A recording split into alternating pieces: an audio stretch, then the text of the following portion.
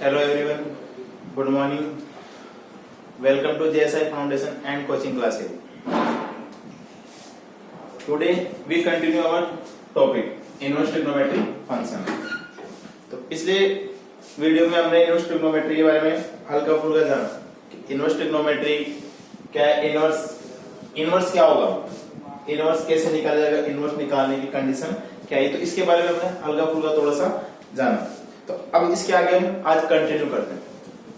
तो हमने चेक किया था पिछली क्लास में, पिछले वीडियो में हमने पढ़ा था कि इनवर्स कैसे निकाला जाता है, इनवर्स निकालने के लिए क्या चीज जरूरी है, क्या कंडीशन होना जरूरी है। हमने देखा था कि इनवर्स निकालने के लिए किसी भी ट्रिग्नोमेट्री फंक्शन का इनवर्स निकालने के लिए उसका इन्वर्टिबल होना जरूरी है। क्या होना जरूरी है? इन्वर्टिबल। हम पिछली क्लास में, तो पिछले वीडियो को थोड़ा रिकॉल करते थे वो कि किसी फंक्शन के इनवर्स होने के लिए क्या जरूरी है? इन्वर्टिबल। फंक्शन के इनवर्स निकालने के लिए क्या होना चाहिए? पहले इन्वर्टिबल। क्या होना चाहिए? इन्वर्टिबल। इन्वर्टिबल होने के लिए क्या जरूरी है? बाइजेक्टिव। और बाइजेक्टिव होने के लिए क्या जरूरी है? 1 1 and onto.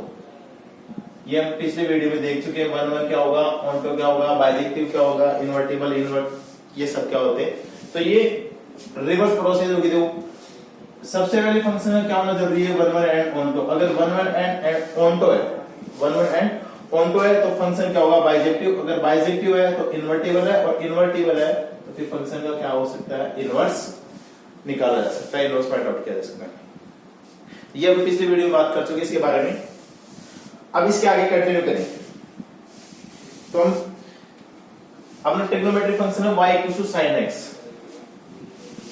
y equal to sin x। इसके बारे में हमें चेक भी किया था कि y equal to sin x, y equal to sin x onto है लेकिन 1 1 नहीं है, ये अपन चेक किया था। तो ऐसे अदर ट्रिग्नोमेट्री फंक्शन के लिए अपन चेक करेंगे आज, cos, tan, sec, cosec वगैरह सब के लिए चेक करेंगे कि फंक्शन 1 1 एंड ऑनटो, उनके लिए आज चेक करेंगे। देखो तो फर्स्ट ऑफ ऑल हम पहले चेक कर देंगे y equal to sin x। First function क्या था? y equal to sin x, जिसकी डोमेन फंक्शन का मतलब sin x,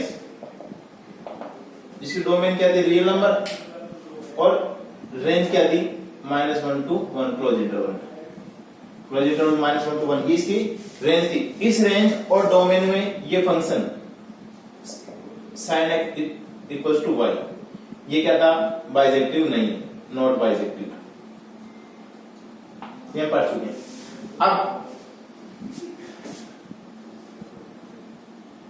अब इसको देखो, इनवर्स बनाए, ये भी इनवर्स नहीं है, इसका इनवर्स पॉसिबल नहीं है क्योंकि ये बाइजेक्टिव नहीं है। अब इसको इनवर्स कैसे बनाया जाए वहां से चेक करें। अब आज देखो यहां बस क्या 0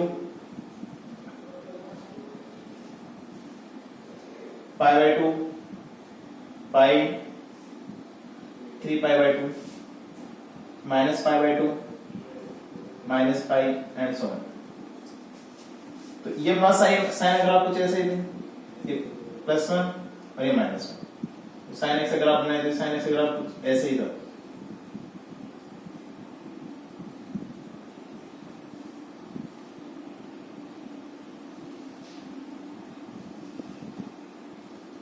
ऐसे कोई ग्राफ था।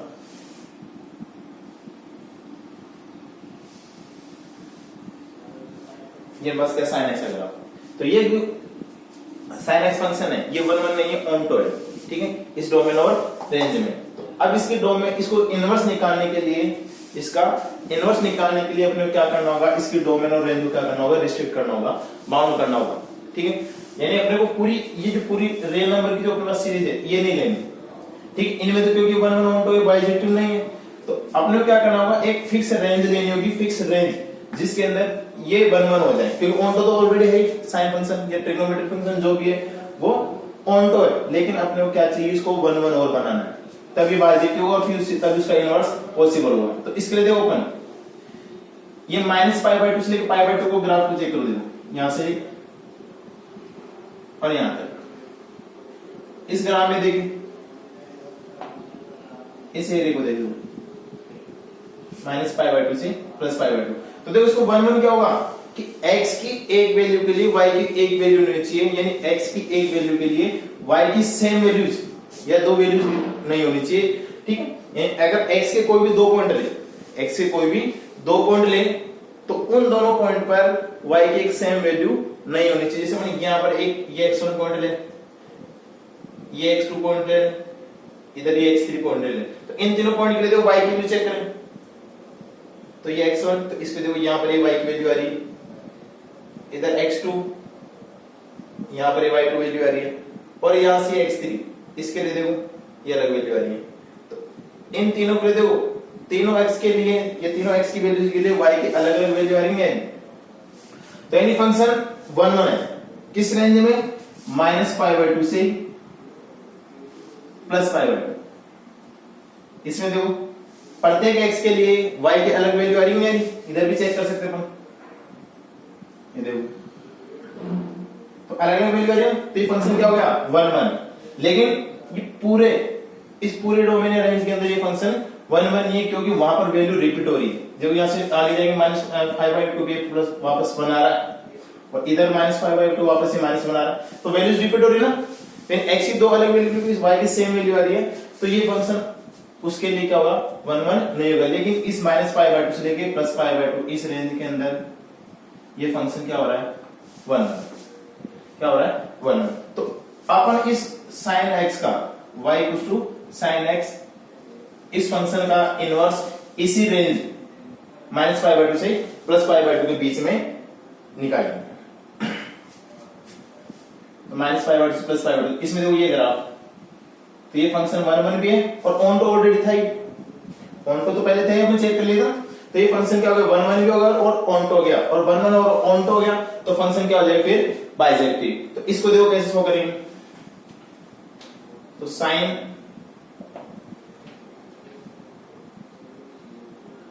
All real number, sorry minus pi by 2 से प्लस पाई बाय 2। यहां पर अपने पूरे रियल नंबर लिए थे ना, साइन की पूरे रियल नंबर की जगह अपन क्या लेंगे, ओनली माइनस पाई बाय 2 से प्लस पाई बाय 2 की वैल्यू, और ये माइनस 1 से 1 इस डोमेन और रेंज में ये क्या है बाइजेक्टिव। तो sine x equals to y is bijective, क्या है बाइजेक्टिव। तो यानी इस रेंज के अंदर माइनस पाई बाय 2 से प्लस पाई बाय 2 के अंदर ये क्या हो रहा है बाइजेक्टिव हो रहा है, और बाइजेक्टिव है तो इसका इनवर्स निकाला जा सकता है। तो देखो इसका इनवर्स, तो सो साइन इनवर्स, तो साइन इनवर्स क्या होगा, तो साइन इनवर्स माइनस 1 से 1,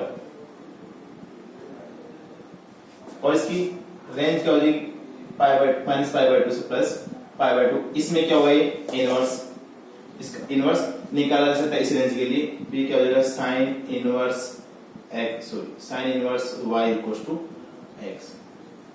ये देख, तो ये साइन इनवर्स x की क्या हो जाएगी डोमेन और रेंज। तो इस डोमेन रेंज के अंदर ये फंक्शन क्या होगा इन्वर्टिबल होगा, इसका इनवर्स निकाला जा सकता है।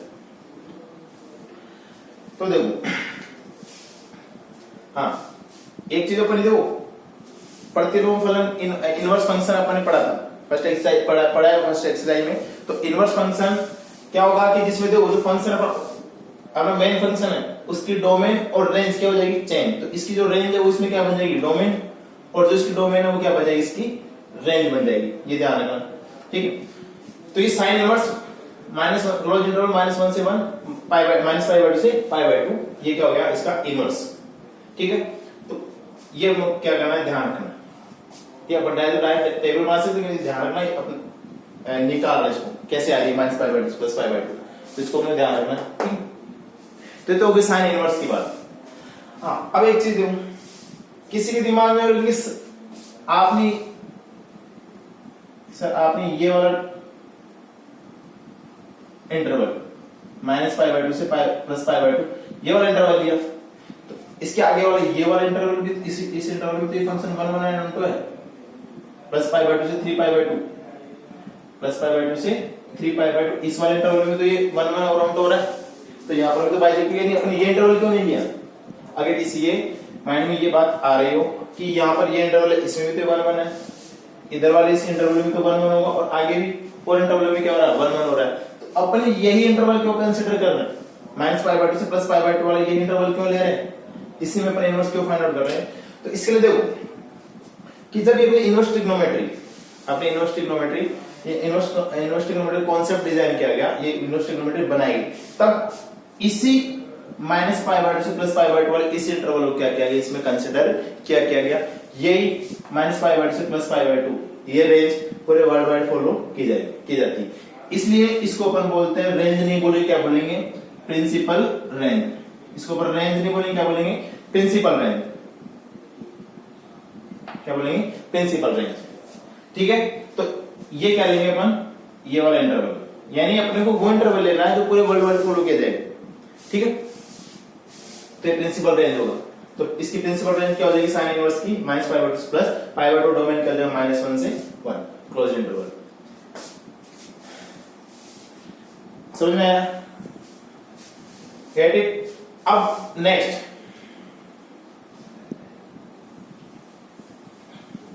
ट्रिग्नोमेट्रिक फंक्शन चेक कर दे, उसका इनवर्स, उसको 1 1 चेक करें, ऑनटो चेक करें, उसको करें। सेकंड फंक्शन देखो y = cos x। तो सबसे पहले दूसरे चेक करें देखो कि ये 1 1 और ऑनटो है या नहीं।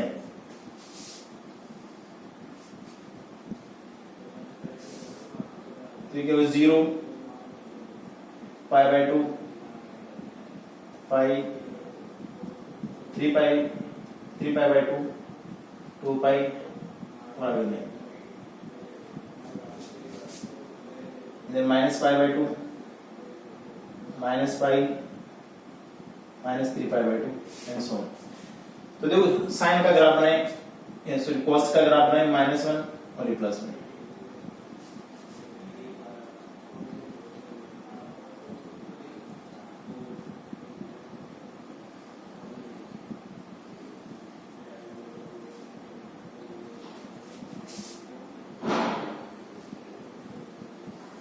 ये हमारे पास क्या हुआ, = cos x का ग्राफ।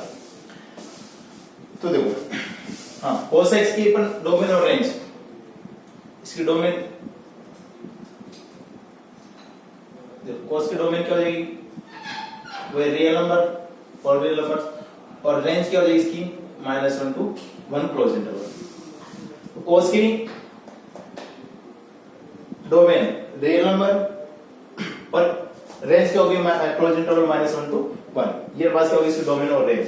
इस डोमेन और रेंज में अपन चेक करेंगे ग्राफ, cos फंक्शन को चेक करेंगे 1 1 और ऑनटो है या नहीं। तो इसके लिए देखो, तो 1 1 क्या होगा कि x की 1 वैल्यू के लिए y की भी 1 वैल्यू होनी चाहिए, उसकी वैल्यू रिपीट नहीं हो। तो यहां देखो ये जो y की वैल्यू 1 है, ये फंक्शन की वैल्यू 1 है, cos की वैल्यू 1। तो ये देखो एक तो कहां रही 0 पे, और एक यहां देखो किस पे आ रही है 2π, किस पे 0 पे आ रही है 2π पे आ रही है। ऐसे इधर देखो -2π पे भी आएगी वैल्यू। तो ये जो वैल्यू 1 है ये क्या हो रही है, रिपीट हो रही नहीं हो रही। x की दो अलग अलग वैल्यूज के लिए फंक्शन cos की सिंगल वैल्यू आ रही है, सेम वैल्यू आ रही है 1, तो ये वैल्यू रिपीट हो रही नहीं हो रही। तो ये नहीं फंक्शन 1 1 तो नहीं है, क्या होगा मेनी 1। x की अलग वैल्यूज के लिए सिंगल वैल्यू आ रही, तो ये क्या होगा फंक्शन मेनी 1। तो ये फंक्शन 1 1 नहीं है, तो नॉट 1 1, ये चीज होगी। और ऑनटो चेक करें, तो ऑनटो क्या होगा कि y की प्रत्येक मान के लिए x की कोई ना कोई वैल्यू प्रेजेंट होनी चाहिए। तो देखो यहां देखो, तो यहां पर कोई y की वैल्यू है, तो इसके लिए यहां पर x है। यहां देखो यहां पर कोई वैल्यू है, यहां चेक करें तो यहां पर भी कोई ना कोई वैल्यू, और यहां चेक करें तो यहां भी कोई ना कोई वैल्यू। तो x की y के प्रत्येक मान के लिए कोई ना कोई x की वैल्यू प्रेजेंट है। ठीक है, तो ये फंक्शन क्या है ऑनटो, ये 1 1 है और ऑनटो है। ठीक है, तो फंक्शन अपना 1 1 नहीं है ऑनटो है, तो बाइजेक्टिव होगा ये नहीं, क्योंकि बाइजेक्टिव होने के दोनों कंडीशन फॉलो होनी चाहिए, और अपने यहां पर ये फेल हो गई कि 1 1 नहीं है। तो अब इसको 1 1 बनाए, तो क्या बनाए 1 1। तो वो मेथड कि इसकी डोमेन और रेंज इसको अपन क्या करें, रिस्ट्रिक्ट करें, बाउंड करें, यानी अपने को वो रेंज लेनी है जिसके अंदर ये 1 1 हो जाए, इस कंडीशन को फुलफिल करें। तो इसके लिए देखो अपने कौन सी रेंज यहां पे लेनी होगी जिसके लिए फंक्शन 1 1 हो सकता है। देखो यहां से और यहां तक इस ग्राफ को देखो,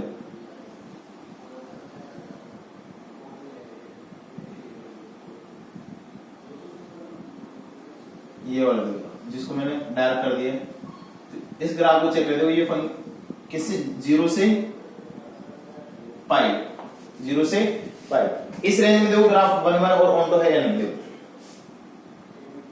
यहां पर देखो ये वैल्यू देखें तो ये वैल्यू आ रही है, तुम यहां पे देखो 0 के लिए वैल्यू कितनी है 1, तो ये 1 इस रेंज के अंदर 0 से पाई के अंदर और कहीं आएगी नहीं, तो फंक्शन क्या हो गया 1 1। और वैल्यू देखें सब के लिए एक ही वैल्यू आ रही और कॉन्टो तो और अपना फंक्शन पहले से था, तो ये फंक्शन क्या हो गया बाइजेक्टिव, फंक्शन क्या हो गया बाइजेक्टिव, और बाइजेक्टिव फिर इसका इनवर्स पॉसिबल। तो इसके लिए देखो तो बात 0 से पाई, ये क्या हो गई इसकी प्रिंसिपल रेंज, क्या हो गई प्रिंसिपल रेंज 0 से पाई, इस रेंज के अंदर कोस का इनवर्स पॉसिबल। तो देखो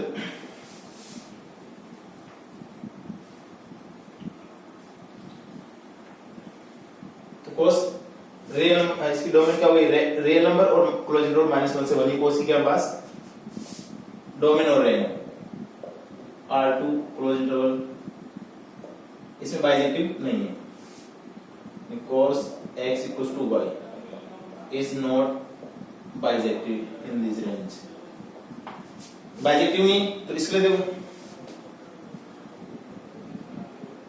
cos रियल नंबर कहां से कहां तक, इसकी डोमेन कहां से कहां तक 0 से पाई, 0 से पाई, इसमें ये फंक्शन क्या है bijective, cos x equals to y is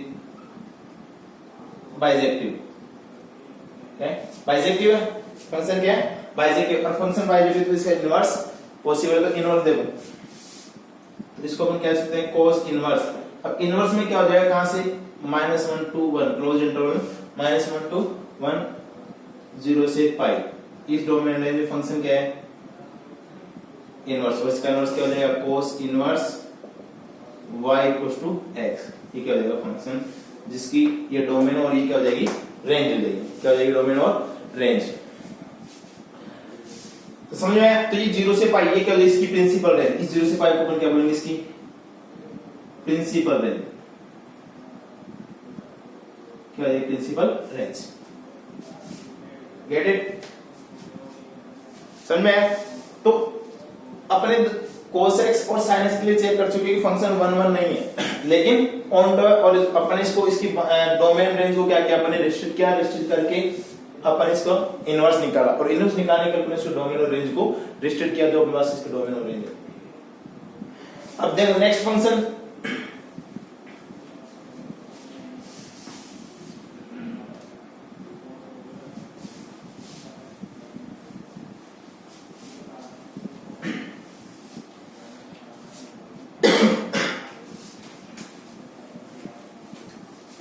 next दो थर्ड फंक्शन क्या है y equal to 10x, y equal to 10x, तो y इक्वल टू 10x, इसकी देखो डोमेन क्या होगी 10x की डोमेन क्या होगी और रेंज क्या होगी, तो डोमेन हाँ इसके डोमेन और रेंज निकाल दो, डोमेन वही sin x, 10x को अपन क्या लिख सकते हैं sin x अपन cos x लिख सकते हैं, 10x को sin x अपन cos x लिख सकते हैं। अब इसकी डोमेन रेंज निकाल दो, तो इसकी 10x की भी क्या होगी डोमेन रियल नंबर, क्या होगी रियल नंबर, लेकिन यहां पर डिनोमिनेटर में क्या है cos x, डिनोमिनेटर में क्या है cos x, तो यहां पर डिनोमिनेटर में वैल्यू 0 नहीं होनी चाहिए, वैल्यू 0 नहीं होनी चाहिए, क्योंकि अगर डिनोमिनेटर में वैल्यू 0 हो गई तो फंक्शन क्या हो जाएगा इनफाइनाइट, फंक्शन क्या देगा इनफाइनाइट वैल्यू देगा, और इनफाइनाइट वैल्यू फंक्शन क्या होता है अनडिफाइंड होता है, डिफाइन नहीं होगा। तो इसके लिए देखो इस cos x के उन थीटा वैल्यूज को अपने क्या करना पड़ेगा, हटाना पड़ेगा जहां पर इसकी वैल्यू जीरो होती है, जहां पर इसकी वैल्यू जीरो होती है। बात समझ में कि cos x डिनोमिनेटर में क्या है cos x, अगर cos x की वैल्यू जीरो हो गई sin अपॉन x, cos की वैल्यू क्या होगी जीरो, तो जीरो अपन डिवाइड कर देंगे वैल्यू क्या आ जाएगी इनफाइनाइट आ जाएगी, जो क्या इस पर फंक्शन क्या होगा डिफाइन नहीं होगा। तो यानी अपने को यहां से cos x की उन वैल्यूज को उन थीटाज को हटाना पड़ेगा जिसके लिए फंक्शन जीरो वैल्यू अटेन करता है। तो उस जीरो, अब cos की वैल्यू जीरो कहां होती है, देखो अभी अपन इसे ग्राफ बना था, एक बार ग्राफ चेक कर दो जीरो,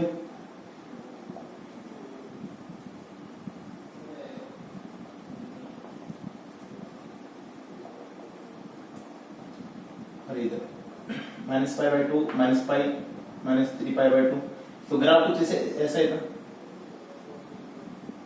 ऐसा कुछ ग्राफ था। तो इसमें देखो फंक्शन जीरो का हो रहा है, जीरो पे π/2 0 π/2 3π/2 आगे 5π/2 7π/2 इन वैल्यूज के ऊपर, और इधर भी फंक्शन क्या होगा जीरो। फंक्शन यानी इसको अपन लिखेंगे कैसे, क्योंकि देखो ये जो हमारा π/2 3π/2 5π/2 7π/2 ये क्या हमारा π/2 के और मल्टीपल्स, π/2 क्या है और मल्टीपल्स, यानी π/2 के और मल्टीपल्स पर cos क्या होता है जीरो होता है, π/2 और मल्टीपल्स पर cos क्या होता है जीरो होता है। यानी इस range sorry in real number in theta के इनमें से अपने को थीटा x क्या करना पड़ेगा सेपरेट करना पड़ेगा, और जहां पर x क्या होगा x बिलोंग्स टू 2n + 1 π/2, यहां पर n बिलोंग्स टू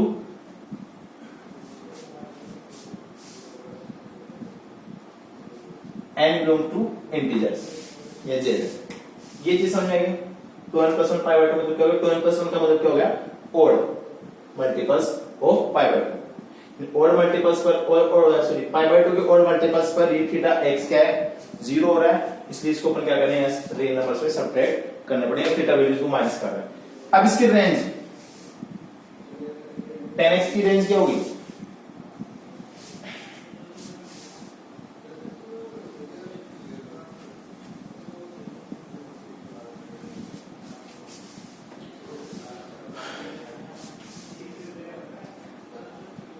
इसकी रेंज में क्या होगी वही रियल नंबर्स हो जाएंगी। देखो इसे ग्राफ से बनाएं,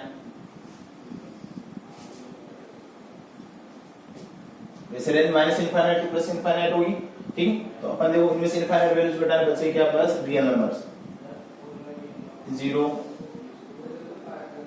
π/2 π 3π/2